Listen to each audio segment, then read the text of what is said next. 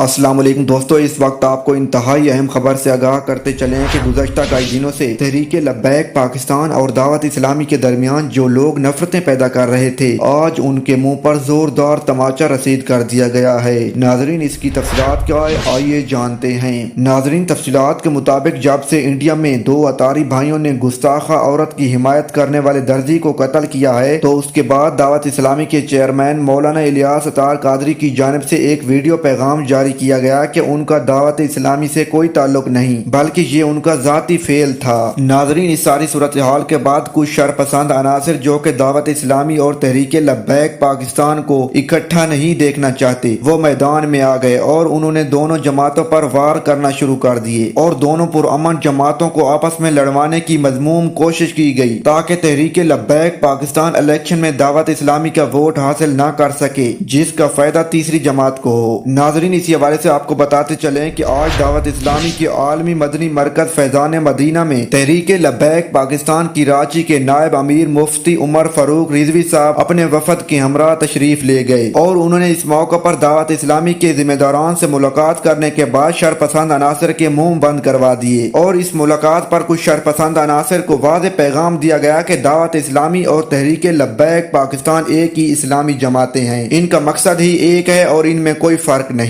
ناظرین، اس حوالے سے اپنی رائے کا اظہار کمنٹ سیکشن میں ضرور کیجیے گا۔